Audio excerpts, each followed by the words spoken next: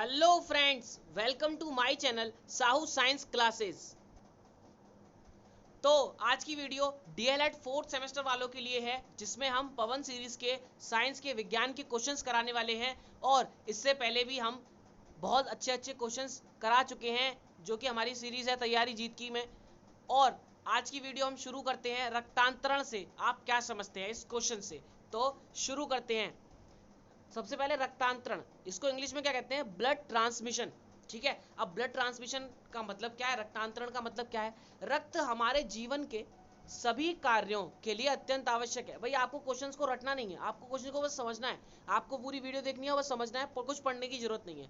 रक्त हमारे जीवन के सभी कार्यों के लिए अत्यंत आवश्यक है। ठीक है, बहुत आवश्यक होता है भाई, रक्त के बिना तो कुछ नहीं है। इसी के द्वारा पोषक तत्व, ऑक्सीजन, हार्मोन्स तथा विभिन्न प्रकार के विकारों आदि, क्या, एक मिनट, विकारों आदि का संवहन होता है। ठीक है, अब क्या होता है इसी के द्वारा? भाई रक्त के द्वारा ही क्या होता है? पोषक तत्वों, ऑक्सीजन, हार्मोन्स तथा विभिन्न प्रकार के विकारों, यानी कि विकारों का मतलब हो गया बीमारियां या कुछ आपको जो बीमारियां लग जाती हैं बहुत सारी, उन आदि का संवहन होता है। अब कभी कभी चोट, दुर्घटना, ऑपरेशन, जलने इत्यादि कारणों से शरीर से बहुत अधिक मात्रा में रक्त की क्षति हो जाती है। भाई एक्सीडेंट वगैरह हो गया, चोट लग गई और ऑपरेशन होता है और जल जाता है, तो इन कारणों से क्या होता है? शरीर से बहुत ज़्यादा खून निकलता है। भाई खून निकलता है, रक्त की क्षति होती है ना। ऐसी परिस्थिति में रक्तांतरण आवश्यक हो जाता है। रक्तांतरण यानी कि ब्लड ट्रांसमिशन ऐसी स्थिति में आवश्यक हो जाता है। अब क्या है रक्तांतरण? इसी के द्वारा व्यक्ति की जान बचाई जाती है, रक्तांतरण के द्वारा। परंतु यदि थोड़ी सी यदि थोड़ी सी भी असावधानी व्यक्ति को जान बचाने के स्थान पर जान ले भी सकती है। भाई थोड़ी सी भी असावधानी मतलब सावधानी पूर्वक ये ब्लड ट्रांसमिशन की पूरी प्रोसेस होनी चाहिए रक्तांतरण की। अगर थोड़ी सी भी असावधानी हुई तो दुर्घटना घट जाएगी, यानी कि व्यक्ति की जान चली जाएगी, जा सकती है। तो जान बचाने के स्थान पर जान ले भी सकती है। इसलिए रक्तांतरण से पूर्व रक्त का मिलान करने के लिए रक्त देने वाले व्यक्ति के रक्त का रक्त वर्ग, उसका स्वास्थ्य परीक्षण यानी कि आरएच फैक्टर आदि का अच्छी तरह पता कर लेना चाहिए। भाई ऊपर बताया था हमने कि ब्लड ग्रुप कैसे पता किया जाता है, आरएच फैक्टर कैसे क्या है, तो इन सब के बारे में पिछली वीडियो में हम चर्चा कर चुके हैं। अगर आपने वो नहीं देखी है तो ऊपर आई बटन पर क्लिक करके आप देख सकते हैं, नहीं तो आप हमारे चैनल पर जाकर भी देख सकते हैं। इसलिए रक्तांतरण से पूर्व रक्त का मिलान करने के लिए रक्त देने वाले व्यक्ति के रक्त का रक्त वर्ग, उसका स्वास्थ्य परीक्षण, आरएच फैक्टर आदि को अच्छी तरह पता कर लेना चाहिए। भाई ऐसे थोड़ा ना किसी भी मनुष्य को बैठा देंगे कि भाई तुम रक्त दे दो, तुम ब्लड दे दो, ऐसा नहीं होता। ठीक है, तो ये हो गया ब्लड ट्रांसमिशन से आप क्या समझते हैं। उसके बाद है रक्त का थक्का बनने की प्रक्रिया का वर्णन कीजिए। भाई रक्त का थक्का, जो खून जम जाता है, हमारा चोट लग जाती है तो बाहर रक्त जम जाता है, खून का थक्का, तो वो क्या है? रक्त का जमना एक रासायनिक क्रिया। भाई ये तो रासायनिक क्रिया है।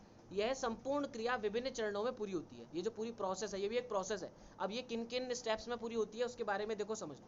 क्या है कि शरीर के क्षतिग्रस्त स्थान की रुधिर कोशिकाएं फट जाती है।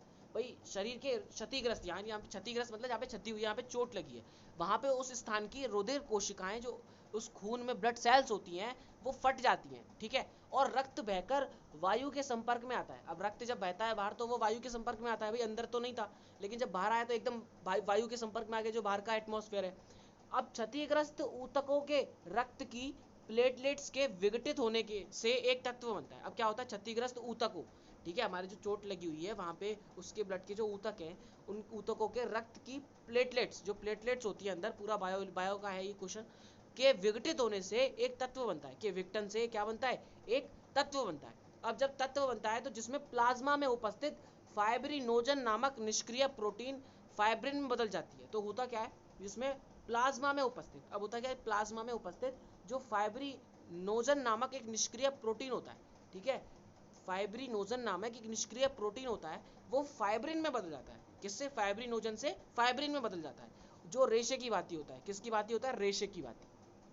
अनेक फाइब्रिन के रेशे चोट क्षतिग्रस्त स्थान के ऊपर जाल के रूप में जम जाते हैं। वो जो ब्लड एकदम लिक्विड की तरह बहरा होता है ना, उसके ऊपर क्या जम जाते हैं? ऊपर जाल के रूप में जम जाते हैं। इन रेशों में रक्त कणिकाएं यानी कि आरबीसी व डब्ल्यूबीसी, रेड ब्लड सेल्स, और वाइट ब्लड सेल्स जो होती हैं, उलझ जाती हैं आपस में, और क्षतिग्रस्त पर जहाँ पे चोट लगी होती है वहाँ पर लाल थक्का जम जाता है और रक्त का बहना बंद हो जाता है। तो बेसिकली एक ऊपर जाल बना लेते हैं ये फाइब्रिन के रेशे होते हैं, उसकी वजह से जो होता है वो रेशों में रक्त कणिकाएं उलझ जाती हैं और क्षतिग्रस्त पर लाल थक्का जम जाता है और रक्त का बहना बंद हो जाता है। भाई खून जम जाता है ना, वही चीज है। अब आता है लौहहीन रक्त अल्पता के कारण एवं लक्षण बताइए। तो देखो क्या है लौहहीन, लौहहीन मतलब आयरन की कमी हो जाना है ना, तो लौहहीन यही तो है। अब क्या है, संसार भर में सबसे सामान्य प्रकार की रक्त अल्पता होती है। वही संसार भर में यह सबसे सामान्य प्रकार की रक्त अल्पता है, सबसे सामान्य प्रकार की रक्त की कमी। विश्व स्वास्थ्य संगठन WHO के अनुसार संसार के विभिन्न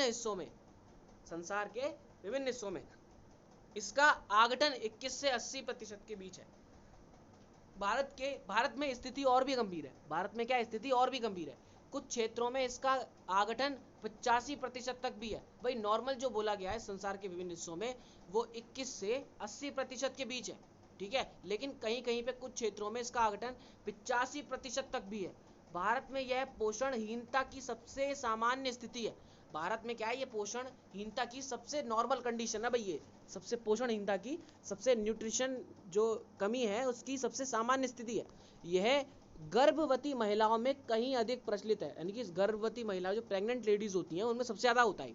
अब भारत में गर्भावस्था के दौरान जो प्रेगनेंसी के दौरान क्या होता है, अल्प रक्तता होना एक वास्तविकता है। भाई खून की कमी होना एक वास्तविकता है ना। जब प्रेग्नेंट होती है लेडी तभी तो बाद में खून की बोतल किसी किसी को चढ़ानी पड़ती है। बच्चों में भी इसका आवंटन अधिक है। भाई बच्चे जो है उनमें भी इसका आवंटन अधिक है, बेसिकली लेडीज में और बच्चों में, चिल्ड्रन में इसका होता है। उसके बाद भारत में लौहहीन अल्प रक्तता व्यापक रूप से होने तक 3 मूल कारण है। एक तो गरीबी, भाई मिल नहीं रहा कुछ खाने को, है ना।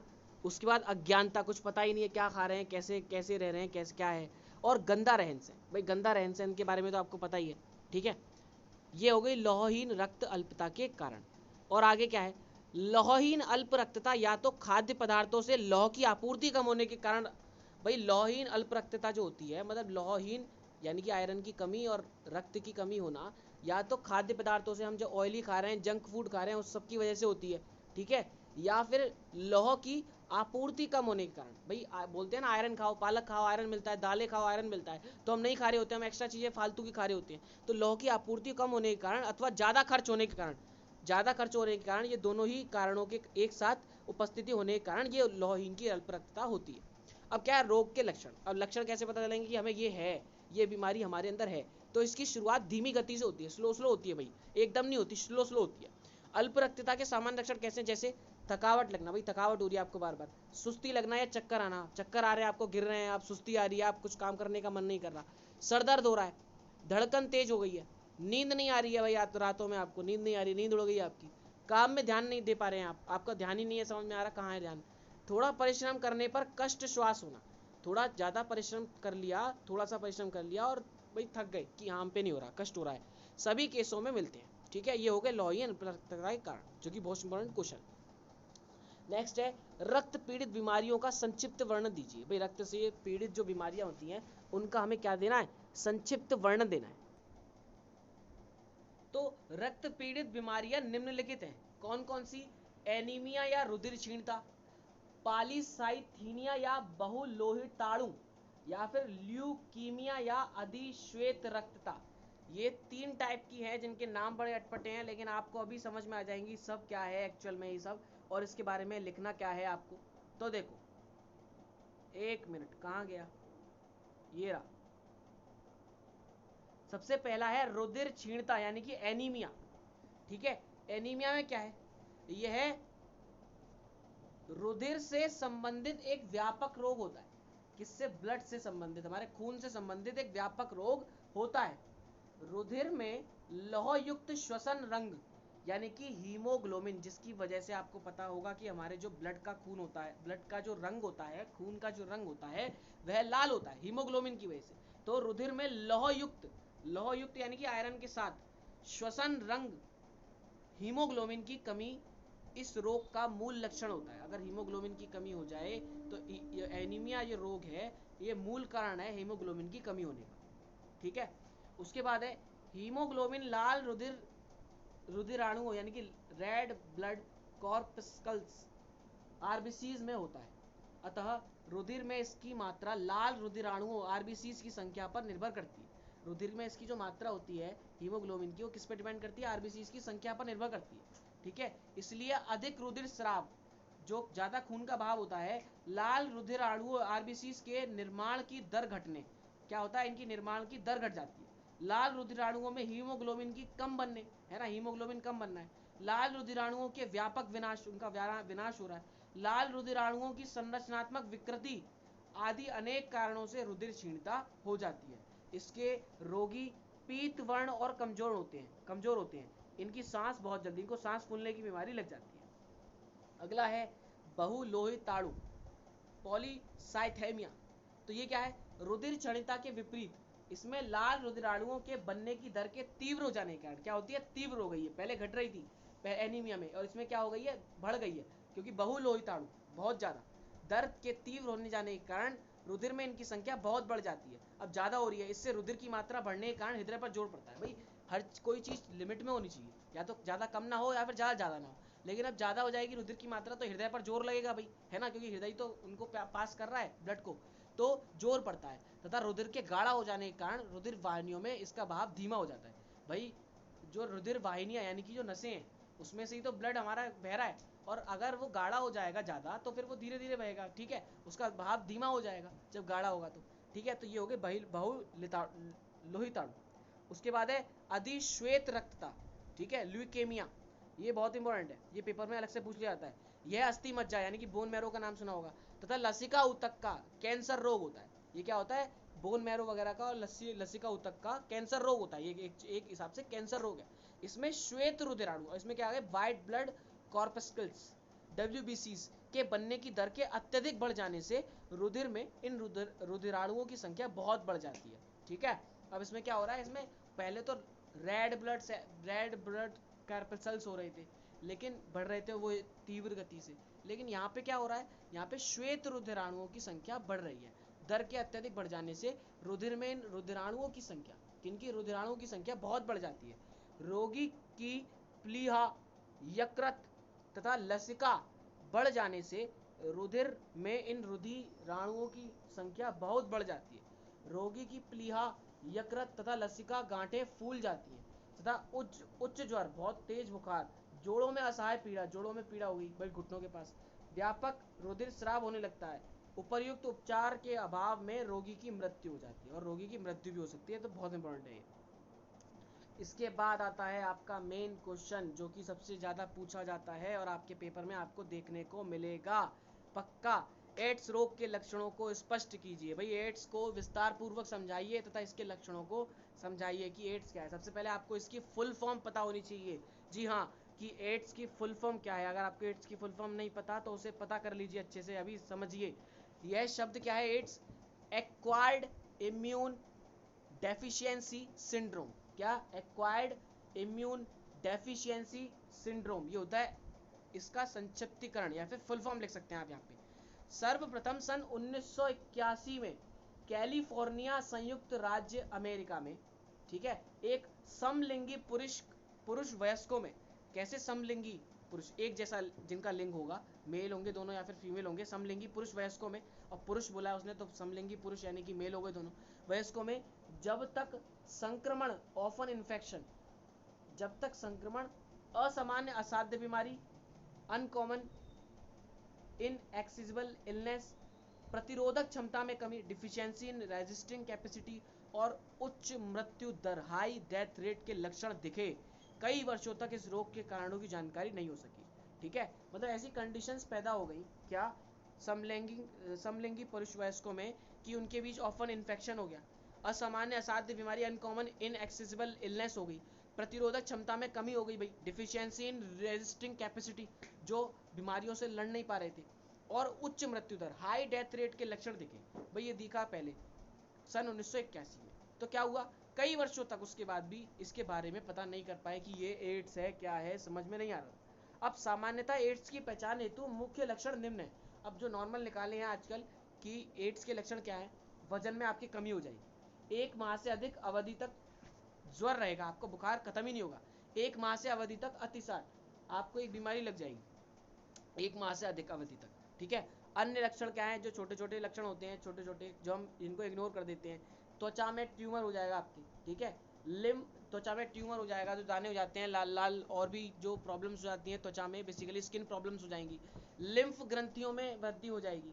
लगातार आपकी खांसी कभी बंद नहीं होगी। समस्त शरीर में खुजली हो जाएगी। हकलाहट, बोलने में कठिनाई होगी, बोलने में आप हकलाएंगे। असंयमित व्यवहार, पागलपन हो जाएगा आपका, ठीक है। रात्रि में पसीना आना, हर्पीज जोस्टर का बार बार होना। तो ये आपके एड्स होने की चीज़ों को बतलाएंगे, लक्षण है एड्स होने के, ठीक है। तो इसलिए इनका ध्यान रखना है आपको कि क्वेश्चन कैसे कैसे आपको आंसर लिखना है। अब आता है एड्स कैसे फैलता है, इसके प्रबंधन को समझाइए। तो एड्स कैसे फैलता है। एड्स स्वयं किसी कारण से नहीं होता, बल्कि किसी रोग के जिसकी जांच में HIV पाया जाता है, उसके संसर्ग से यह रोग होता है। इसमें वायरस के पहुंचने का मुख्य माध्यम रक्त होता है, ब्लड से ही होता है। एड्स रोग का प्रसार निम्न प्रकार से होता है। अब भाई एड्स किस किस प्रॉब्लम से होता है। सबसे पहला जो कि मोस्ट इंपॉर्टेंट है और जो कि सबसे ज़्यादा इसका कारण होता है, वो है यौन संचार, यानी कि सेक्सुअल ट्रांसमिशन। एड्स फैलने का मुख्य कारण यौन संसर्ग है। इनमें समलैंगिक, समूह लिंगी, विपरीत या एक समूह एड्स से संक्रमित व्यक्ति के अपने विपरीत लिंगी से यौन सहवास, मुख मैथुन, गुदा मैथुन आदि यौनिक व्यभिचार सम्मिलित है, ठीक है। सेक्सुअल जो प्रॉब्लम्स होती हैं कर लेना कि किसी को है, उसके साथ अगर आपने कर लिया तो आपको दिक्कत आ जाएगी, ठीक है। ये बोला जा रहा है एड्स से संक्रमित व्यक्ति के अपने विपरीत लिंगी से यौन सहवास कर लेना, ठीक है। अब है रक्त द्वारा संचार, ट्रांसमिशन बाय ब्लड। संक्रमित इंजेक्शन, भाई कोई इंजेक्शन नया नहीं है, पूरा संक्रमित इन्फेक्शन वाला इंजेक्शन आपने लगवा लिया। सुई अथवा उपकरणों का प्रयोग करना। रक्तदान प्रक्रिया द्वारा एड्स का प्रसार। नशीली दवाइयों के इंजेक्शन लेने वाले व्यक्ति, गोदना, गुदवाना, कान छिदवाना, इन सबसे भी हो सकता है। एक्यूपंक्चर अथवा अन्य कोई छेदन क्रिया, यदि संबंधित उपकरण संक्रमित ना हो। उसके बाद है प्रसव द्वारा संचार या गर्भस्थ संचार, ठीक है। कैसा, HIV से ग्रस्त माता अपने गर्भस्थ शिशु में संक्रमण उत्पन्न कर सकती है, ठीक है। अन्य सहयोगी कारण, आयु समूह 20 से 50 के बीच होना, वैश्याओं की सही जांच न होना, HIV सकारात्मक होने पर भी ये सही स्थिति को छिपाना इत्यादि, ठीक है। ये सारी चीजें हो जाती हैं। अब एड्स का प्रबंधन क्या होता है। Management of ads. एड्स नियंत्रण हेतु बनाई गई परियोजना के निम्न लक्ष्य हैं। रक्त सुरक्षा एवं उसके युक्ति संगत उपयोग में सुधार लाना, सार्वजनिक जागरूकता एवं सामुदायिक समर्थन को बढ़ावा देना, निगरानी एवं नैदानिक प्रबंधकीय क्षमता उत्पन्न करना, यौन संचारित रोगों का नियंत्रण और कार्यक्रम प्रबंधन क्षमता को सुदृढ़ करना, ठीक है। उसके बाद है एड्स से बचाव हेतु सुझाव दीजिए। तो निम्न बिंदु एड्स से बचने के लिए सुझाए गए हैं। कौन सा, शिक्षा द्वारा सुरक्षित स्त्री सहवास, उसके बाद कंडोम की व्यवस्था व सही उपयोग, स्त्रियों के संपर्क वाले रोगों की पहचान और इनका इलाज, सुरक्षित रक्त संचरण, इंजेक्शन लेने का सुरक्षित तरीका, ठीक है। तो आई थिंक आज की वीडियो में हम इतना ही रहने देते हैं। और एड्स की जो क्वेश्चन है ये सबसे ज़्यादा पूछे जाते हैं, आपको इनका ध्यान रखना है। और भी जो पुराने क्वेश्चन हैं हम सब करा चुके हैं। अगर आप चैनल पर नए हैं तो प्लीज़ चैनल को सब्सक्राइब कीजिए और बेल आइकन को दबाइए ताकि आगे आने वाली वीडियोस के नोटिफिकेशंस आपको मिल सके। मिलते हैं बहुत जल्द नेक्स्ट वीडियो में। सो आज के लिए बस इतना ही। Good bye guys.